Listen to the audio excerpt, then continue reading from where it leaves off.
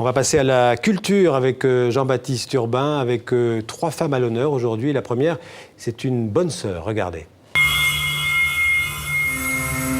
Aujourd'hui, j'ai rencontré une âme. Une âme toute petite, toute fragile. Une âme emprisonnée. Mais une âme que j'ai vue briller de 1000 feux à travers les barreaux de sa prison. Comment communiquer avec cette petite enfermée dans la nuit et le silence? Comment parvenir à lui parler, à l'écouter, ensemble? Comment est-ce de vivre dans l'obscurité la plus totale et le silence absolu? Et comment vous y prendriez-vous? La langue des signes. Mais elle est aveugle.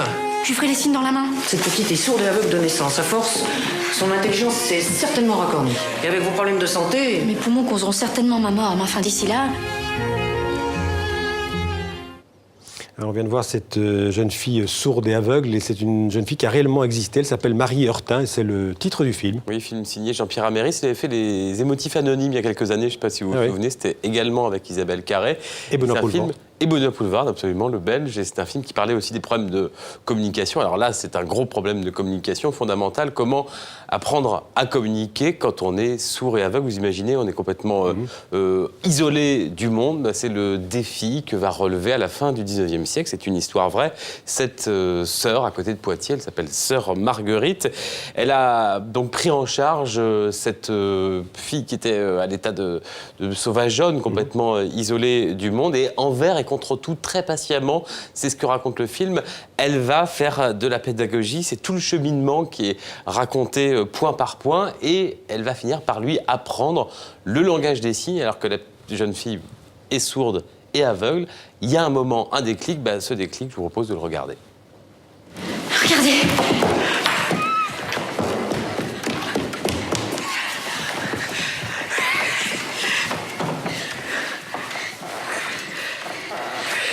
Ça y est?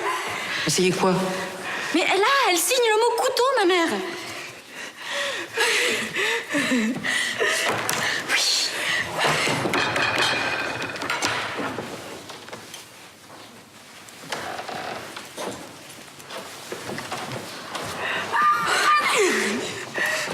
Elle me demande, ma mère. Fourchette, elle me demande de signer. Fourchette. Ça, c'est le signe pour fourchette, ma mère. Oui, c'est ça. Vous avez vu, ma mère? Ça marche. Ça marche, ma mère. Ça marche. Voilà, l'histoire très étonnante. On aurait presque pu être un peu plus bouleversé, même vu le scénario, par cette histoire. Marie Heurtin, et pour la toute première fois en France, le film sera projeté partout, dans toutes les salles, en sous-titres pour les sourds et les malentendants, c'est-à-dire non seulement le texte, mais aussi, vous savez, quand il y a des bruits, des indications de bruit sous l'image. Alors, on va faire honneur à une autre femme, elle aussi à l'honneur. Donc, c'est une artiste, elle-là, c'est une des plus connues des sculptrices françaises.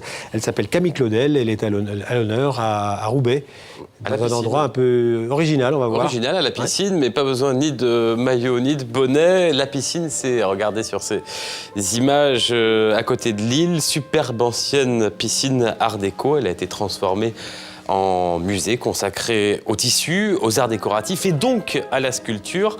À l'occasion des 150 ans de la naissance de Camille Claudel, voici un hommage à toute son œuvre.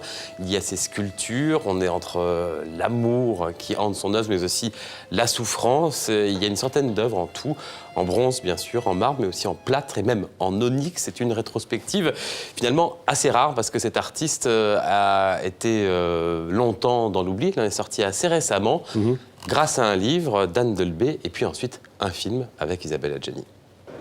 Il ne faut pas oublier que Camille Claudel est quand même quelqu'un qui a été retiré de l'histoire pendant très longtemps. Évidemment les 30 années d'internement, mais ensuite toutes les années d'oubli jusqu'au début des années 80, où d'un seul coup elle a ressurgi moins comme artiste que comme héroïne de sa destinée. C'est-à-dire que c'est quand même une résurrection qui est liée à l'émergence du féminisme dans les années 1980.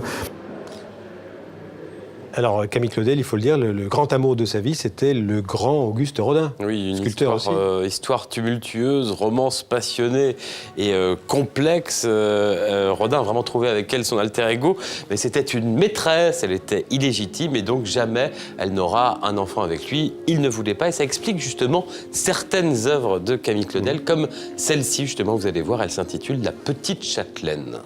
Elle est en villégiature à côté d'Azel Rideau pour se reposer. Elle prend comme modèle qu'elle fait poser pendant 72 heures une petite fille de 6 ans qui s'appelle Marguerite Boyer, qui est la petite fille de la propriétaire. Et elle fait de ce buste toute une série de variantes. Elle a subi un avortement parce qu'on en a le récit. Et cette espèce d'obsession de faire un portrait d'enfant autour de cette petite fille pourrait, sans faire de la psychanalyse de bazar, être quand même une lecture assez vraisemblable de la situation. Voilà, c'est jusqu'au 15 janvier à Roubaix, à côté de Lille. C'est donc quoi? À 1 heure de train, par exemple, de Paris, mais aussi de Bruxelles. Entre Bruxelles et Paris. Et puis une disparition d'un grand nom du théâtre québécois, c'est Françoise Gratton qui est décédée. Oui, on la voit ici avec Gilles Pelletier, son compagnon. Ensemble, ils avaient fondé la nouvelle compagnie théâtrale. Et puis, Françoise Gratton, pendant des décennies, elle a habité, hanté la télévision québécoise avec ses téléromans. Mais c'était aussi une passionnée de politique, indépendantiste. Elle s'éteint à l'âge de 84 ans, des suites d'une mauvaise chute, comme on dit. Merci Jean-Baptiste. À bientôt.